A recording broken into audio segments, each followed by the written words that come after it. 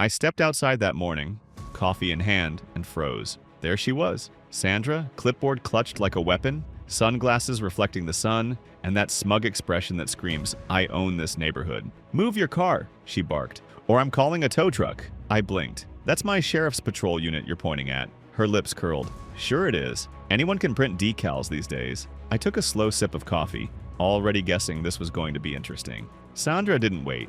She snapped a photo of my cruiser, muttering about illegal parking in HOA zones. I raised an eyebrow. "Sandra, this is a county vehicle. I'm the deputy assigned here." She didn't flinch. "Deputy? We'll see about that." Before I could answer, she was dialing a number on her phone like a pro. "I've got an unauthorized vehicle here. Prepare to tow," she said, with deadly confidence. I glanced at her clipboard. Bright yellow violation slips, all ready to slap onto my car. Her handwriting was neat, almost beautiful. If you ignored that, it was completely fake. "You're not serious, are you?" I asked. "I enforce the rules," she replied, voice sharp. "Nobody is above the HOA." I leaned against my cruiser, calm. "Even county law enforcement?" She smirked. "Especially them." That's when a black SUV turned the corner, my sergeant arriving for the morning briefing.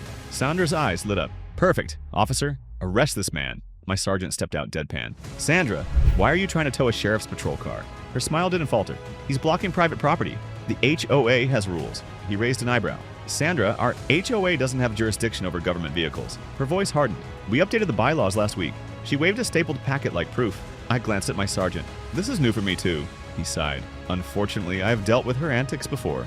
Apparently, Sandra had been updating HOA rules without telling anyone for months, and printing her own enforcement stickers. I noticed one sticker now stuck on my windshield. I peeled it off slowly. "You know this is tampering with government property, right?" Her face stayed calm. "What are you going to do about it?" My sergeant smirked. "Better question, how long have you been scamming the residents?" Her jaw tightened. I collect fees to maintain community standards." He shook his head. "We've got records showing you pocketed thousands." Just then, a flatbed tow truck rolled up. Sandra waved triumphantly. "See? I can remove this vehicle immediately." The driver jumped out, looked at my cruiser, and froze. "That's a sheriff's unit," he said cautiously. Sandra huffed. "Do your job." The driver looked at me. "I think she's lost it." I smiled. "You think this is about me?" She pointed at my sergeant. "See? Even your colleague agrees I'm right." He raised an eyebrow. "I agree she's out of her mind." Her eyes narrowed. "You're mocking me?" "No," I said slowly. "I'm just letting the evidence speak." I grabbed a folder from the cruiser. Bank records, fake fines, threatening HOA letters. Sandra's face paled as I laid it on the hood. "Do these look familiar?" I asked. Her voice wavered. Those are private documents." "From your own HOA records," my sergeant added. "All signed by you." She took a step back, muttering under her breath. I noticed her hands shaking as she reached for her phone again, planning to call someone, anyone, to save her. I shook my head. It's too late for that. A few minutes later, the sirens wailed. County enforcement had arrived, SUVs screeching onto the gravel driveway. Sandra ran to the door, excited. Finally, someone who will take action. The moment the officer stepped inside, her confidence faltered. "Deputy Hayes?" one asked, spotting me. She waved her hands frantically. "He's illegally parked. Arrest him." The officer glanced at my sergeant. "This is him?" "Yes," my sergeant said calmly. "And yes, she's making false claims." Sandra tried to argue, but we had every bit of evidence laid out. Bank statements, violation slips, even emails threatening neighbors. Her smirk faltered. That's not proof." I opened a dashcam folder.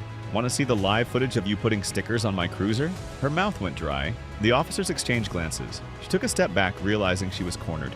The sergeant handed her a summons. "Fraud, harassment, and false authority.